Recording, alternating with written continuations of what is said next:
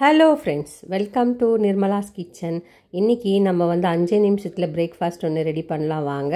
நம்ம பொரி வச்சு தான் பிரேக்ஃபாஸ்ட் பண்ண போகிறோம். இது 5 நிமிஷத்தில் செய்யக்கூடிய பிரேக்ஃபாஸ்ட்டு தான். இது எப்படி செய்யுதுன்னு பார்க்கலாம் வாங்க. அதுக்கு முன்னாடி நம்ம சேனல் சப்ஸ்கிரைப் பண்ணிவிட்டு பெல் சிம்பிள் தட்டிடுங்க. இப்போ வாங்க வீடியோக்குள்ளே போகலாம். வீடியோவை ஸ்கிப் பண்ணாமல் கடைசி வரைக்கும் பாருங்கள் ஃப்ரெண்ட்ஸ். வாங்க, முதல்ல நான் பொரி எடுத்திருக்கேன். இந்த பொரி உப்பு பொரி எடுத்திருக்கோம். நம்ம இது ஆயுத பூஜைக்கு வச்ச பொரி தான் நம்ம எடுத்திருக்கோம் இன்றைக்கி. அதில் மிச்சம் ஆன பொரி நம்ம என்ன செய்யுதுன்னு தெரியாது. இந்த மாதிரி ஒரு உப்புமா ஒன்று செய்யலாம். இதுக்கு கர்நாடகாவில் ரொம்ப ஃபேமஸாக நம்ம செய்வோம். கிர்மிடுன்னு சொல்லுவோம் இதுக்கு. இப்போ வாங்க, நம்ம பொரியை நல்லா கழுவிக்கலாம். நம்ம எப்படி கழுவணும்னா, நல்லா பிசைஞ்சு எல்லாம் கழுவக்கூடாது. லேசாக கை வச்சு நம்ம கழுவணும். அதுக்கு அகலமான பாத்திரம் ஒன்று எடுத்துக்கலாம். அதில் தண்ணி சேர்த்துக்கலாம். தண்ணி சேர்த்துட்டு நம்ம பொரியை அதில் சேர்த்துக்கலாம். மெதுவாக அழுத்திட்டு இதை நம்ம கழுவிக்கலாம். நம்ம பொரி கழுவும் போது அதில் மண் தூசியெல்லாம் நிறைய இருக்கும். அதனால தான் நம்ம இந்த ப்ராசஸ் பண்ணுறோம். நம்ம கழுவாது சேர்த்தோம்னா அதில் கல் நரான்னு இருக்கும். நம்ம வாயில் சாப்பிடும்போது நமக்கு அந்த கல்லெல்லாம் கிடைக்கும். இப்போ பாருங்கள், நான் கழுவி எடுத்துன்னு வந்துட்டு நல்லா ஒரு 2 முறை நான் கழுவியிருக்கிறேன்.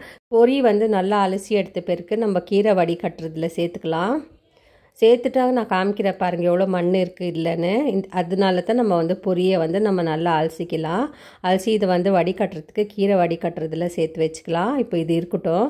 இப்போ நம்ம பொரியை தாளிச்சிக்கலாம். அதுக்கு ஒரு பாத்திரம் வச்சுக்கலாம். நான் அகலமான பாத்திரத்தான் வச்சுருக்கேன். அதில் 2.5 டேபிள் ஸ்பூன் அளவுக்கு எண்ணெய் சேர்த்துக்கலாம். எண்ணெய் சேர்த்துட்டோம். இது நல்லா சூடாகட்டும். நம்ம 1 டீஸ்பூன் அளவுக்கு கடுகு சேர்த்துக்கலாம். 1/4 டீஸ்பூன் அளவுக்கு சீரகம் சேர்த்துக்கலாம். அதுக்கப்புறம் ஒரு பெரிய வெங்காயம் நான் சின்ன சின்னதாக கட் பண்ணி வச்சுருக்கேன். அதுவும் சேர்த்துக்கலாம். அதுக்கப்புறம் கருவேப்பிலை சேர்த்துக்கலாம். சேர்த்துட்டு இது வதக்கலாம் நல்லா. இது பிங்கிஷ் கலர் வர வரைக்கும் நம்ம வதக்கி கொடுக்கலாம்.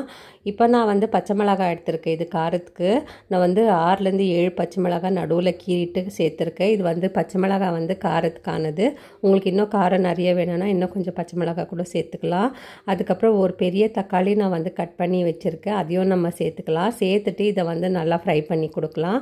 தக்காளி நல்லா சாஃப்டாக வரணும். அது வரைக்கும் நம்ம இதை ஃப்ரை பண்ணலாம். தக்காளி நல்லா சாஃப்டாக வர வரைக்கும் நம்ம வதக்கி கொடுக்கலாம். இதுக்கு வேர்க்கடலை சேர்க்கணுன்னு அவசியம் இல்லை. இப்போ நம்ம மசாலாங்க சேர்த்துடலாம். 1/4 டீஸ்பூன் அளவுக்கு மஞ்சள் பொடி சேர்த்துருக்கோம். 1 டீஸ்பூன் மிளகாய் தூள் சேர்த்துக்கலாம். மிளகாய் தூள் காரத்துக்கானது.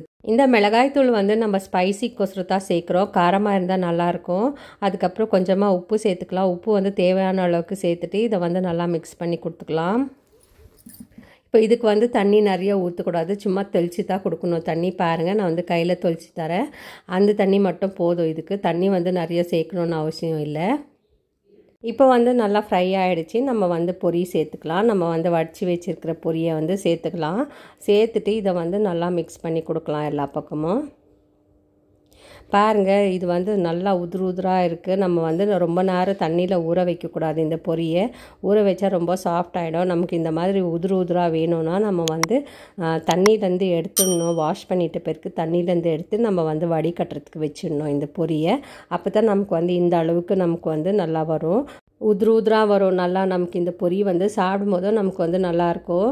இப்போ பாருங்கள், நான் எல்லா பக்கமும் நல்லா நம்ம மிக்ஸ் பண்ணி கொடுத்துடலாம். இந்த மசாலா காரம் எல்லாம் சேர்த்து நம்ம மிக்ஸ் பண்ணி கொடுத்துடலாம் நல்லா. இது ஒரு புலாவ் டைப் இருக்குது பாருங்கள். இந்த பொரி தாளிச்ச பொரி. இது பேர் தாளிச்ச பொரி தான் நம்ம சொல்லுவோம். கன்னடாவில் கிர்மிடுன்னு சொல்லுவோம். இது கர்நாடகாவில் ரொம்ப ஃபேமஸ் இந்த பிரேக்ஃபாஸ்ட்டு. டக்குன்னு நம்மளுக்கு தோசை மாவு இட்லி மாவு இல்லைன்னா டக்குன்னு நம்ம இந்த பொரி வச்சு நம்ம செஞ்சுக்கலாம்.